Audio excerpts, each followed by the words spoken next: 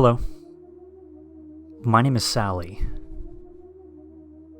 And I think I've finally discovered what happened to my brother Michael back in 1994. Before I explain what I found, I'm going to let you read his journal so that you can have an idea of what was going on at the time of his disappearance. June 14th, 1994. There's something really odd going on here. I keep seeing this old car driving down the same old road near my house. I'm not exactly a car person, but I can at least tell it's a black 1989 or 1990 Camaro. It drives from one end of the road to the other and just repeats this again and again.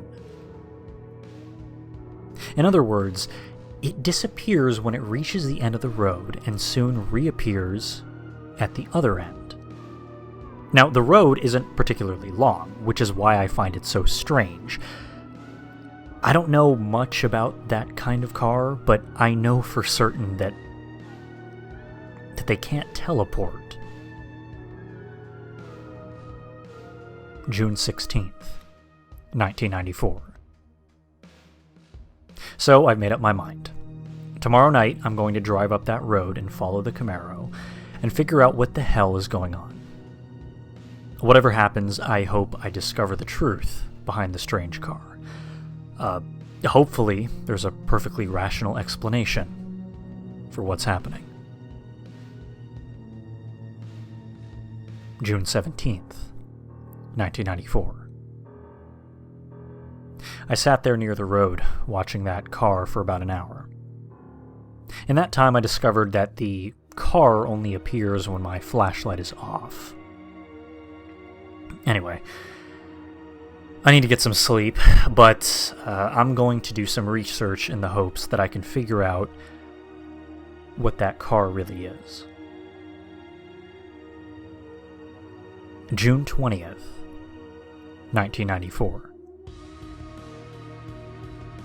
I've had trouble sleeping.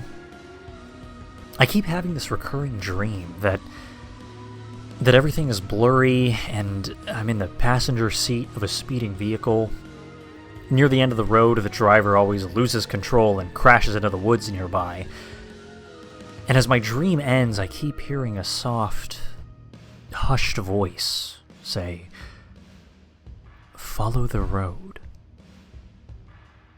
I don't recognize the voice, and I've never been in a speeding vehicle. It wouldn't concern me as much if it weren't for the fact that I discovered something during my research. About 2 years ago, a young man was driving down that same road at night and lost control of his car. They found the wreckage a day later. Both the car and the driver left unrecognizable. June 21st, 1994. I went back up the road. The car wasn't there. However, there was a bright light coming from within the woods. I went home soon afterwards and went to bed, only to have the same dream as always and hear the same phrase. Follow the road. It's really starting to scare me now, though. Is there actually a ghost telling me to drive down the road, or am I just going crazy? June 25th, 1994. Every night I hear it.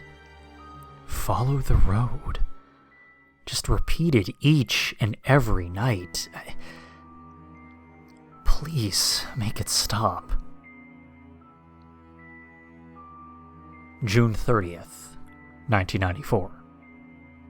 Alright, I've had it with these dreams.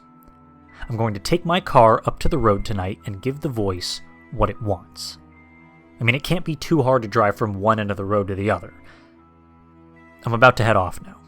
Just got myself set up in my 1990 Chevy Camaro. About to set off, hoping to put this thing to rest. Discovery. The journal ends there. I brought it up because I was walking my dog the other day and we discovered something peculiar. A burned out husk that was once a car. As a car girl myself, I could tell it was a Camaro, or at least what was left of one.